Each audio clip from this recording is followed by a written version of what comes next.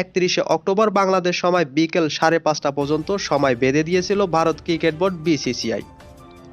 এর প্রায় 2 ঘন্টা পর ধরে রাখা খেলোয়াড়দের নাম প্রকাশ করে চেন্নাই সুপার কিংস, যেখানে ঠাঁই হয়নি বাংলাদেশ ক্রিকেটের অন্যতম এই পোস্টার বয়ের। আইপিএলের গত আসরে বাংলাদেশের একমাত্র প্রতিনিধি ছিলেন মোস্তাফিজ।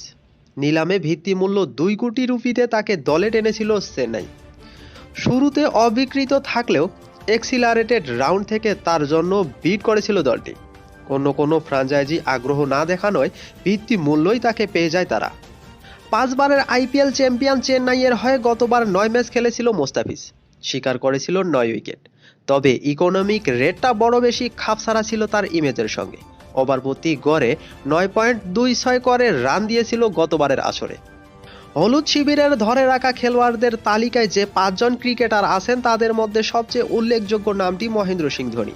এর মধ্য দিয়ে আগামী আইপিএলে ভারতের সাবেক অধিনায়কের খেলা নিয়ে যে সংশয় ছিল তা কেটে গেছে। অবশ্য মাত্র 4 কোটি রুপিতে তাকে ধরে রাখতে সক্ষম হয়েছে চেন্নাই, কারণ তাকে বিবেচনা করা হয়েছে আনক্যাপড বা অভিষেক না হওয়া খেলোয়াড় হিসেবে। আইপিএলে কেবল ভারতীয় ক্রিকেটারদের জন্যই এই বিশেষ নিয়মটি প্রযোজ্য। আন্তর্জাতিক ক্রিকেটের সবশেষ ম্যাচ খেলার বা বিসিসিআই এর কেন্দ্রীয় চুক্তিতে শেষবার থাকার 5 বছর পেরিয়ে গেলে সেই ক্রিকেটারকে আনক্যাপড হিসেবে ধরা হয়। ধোনি ভারতের হয়ে সবশেষ খেলেছিলেন 2019 সালের জুলাইয়ে ওয়ানডে বিশ্বকাপের সেমিফাইনালে।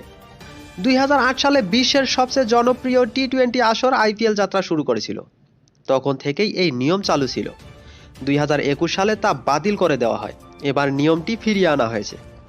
43 বছর বয়সী ধোনির পাশাপাশি চেন্নাই ধরে রেখেছে টপ অর্ডার ব্যাটার ঋতুরাজ গায়কোয়াড়, পেসার মাতিসা পাতিরানা, অলরাউন্ডার শিবম দুব ও রবীন্দ্র জাদেজাকে। শেষ পর্যন্ত বাংলার টাইগার পেসার মুস্তাফিজুর রহমান কোন দলে ভিড়তে চলেছেন সেটা অবশ্য দেখার অপেক্ষা।